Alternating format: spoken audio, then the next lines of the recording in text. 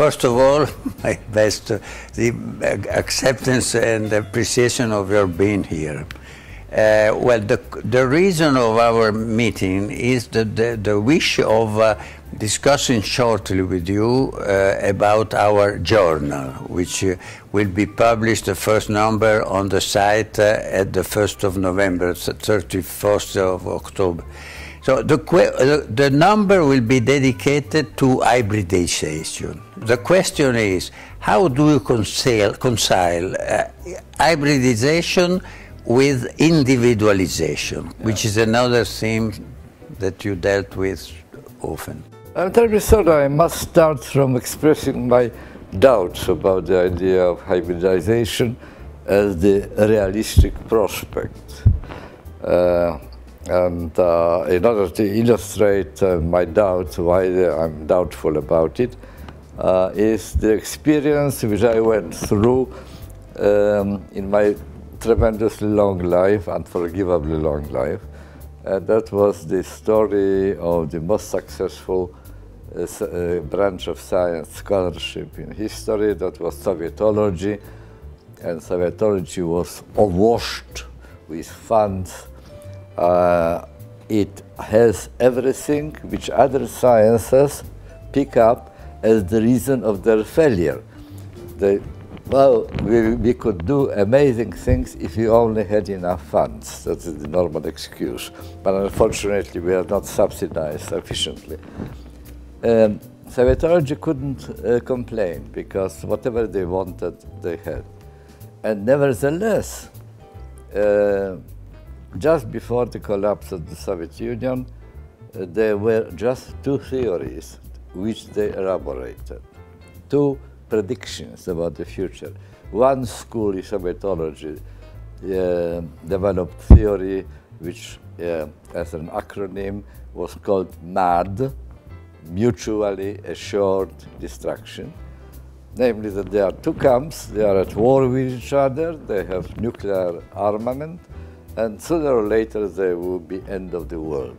We will kill each other. Americans will kill the Russians kill the Americans, and all of us, the rest of us, will be collateral damages, right? Second theory was very much like hybridization, I'm afraid to say. It was theory of convergence, that, how to speak, communism and capitalism will mutually influence, mutually fertilize, and what will emerge will be something which is a hybrid, which is neither communism nor capitalism, but something in between, taking the best aspects of everything. Before that, in 18th century, as you very well know, there was the concept, dominant idea was the idea of universality. For the time being, we are different. All of us are different on different levels of development, of civilization, of culture. But sooner or later, we will all rise to the same level, and there will be one culture, one ethics, one law for all humanity. You know, nothing happened. Nothing happened. I wonder whether it is a realistic prospect. I always have in mind what wrote Gotthelf Ephraim Lessing, the German pioneer of Enlightenment, who, against all other philosophers of Enlightenment, maintained emphatically that human race will remain differentiated forever. There will be no one culture, ever. We are different, and we remain different, but in addition, not only he said that will be the future, but also he was glad, he was rejoicing actually, that's the prospect, because his idea was that if we were all alike, then we will stop being creative. Humanity is creative precisely thanks to its differentiation.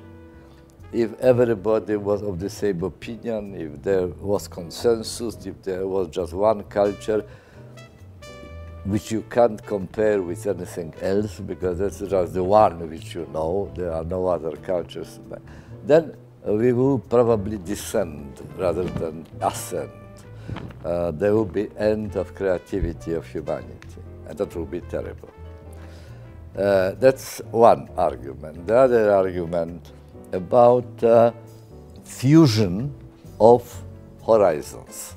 Fusion of horizons. Not that people will become alike, but that being engaged next to each other, shoulder to shoulder, in the same kind of living, in the same working in the same factory, in the same office, sending children to the same school, they will come to fusion of horizons. They will have the cognitive frame in which their differences will be understandable. They will be able to live with each other, not despite their differences, but thanks to their differences, because they will a synthesis teach and learn from each other. And there will be no winners and no defeated. Everybody will be richer because of this fusion of horizons. What is the part which you consider fused? I mean, where is the fusion did occur? Well, it doesn't lie certainly in theory, it lies in practice. Creating,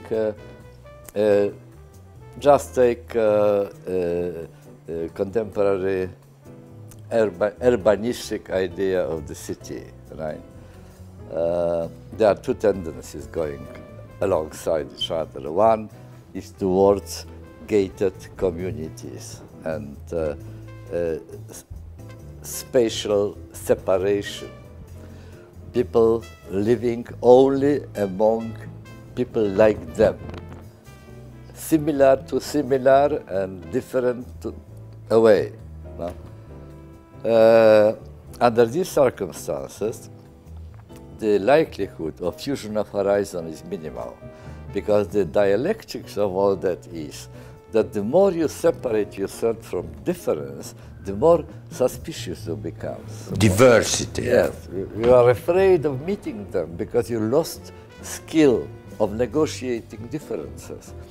Your life is all and close in the company of people who are exactly of the same opinion as you are. Then you jump into your car, you go to your office where you are again among people like you, and that's it. The other tendency, and widening today in urbanism, is on the contrary, that the city should be based on the idea of abundant ability of public spaces which are attractive, public spaces which actually encourage people not just to come, but to stay there and engage in conversation, spend time together and so on. Public spaces which are not segregated, like La Scala, for example. You need a lot of money in order to get there, but just widely open to everybody who wants.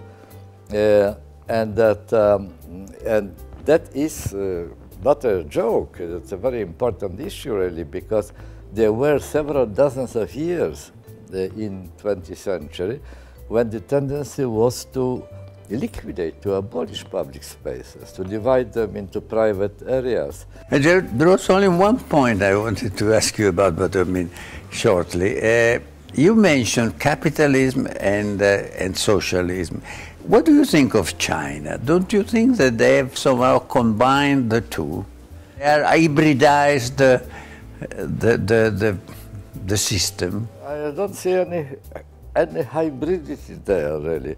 What is there left of communism? Only that the party is called Communist Party, which is a dictatorial party. The dictatorship, there was one aspect of communist regime. There were other aspects, social aspects, right? But social aspects were not taken over. Only now the ruling party in China begin to think about providing medical service to people.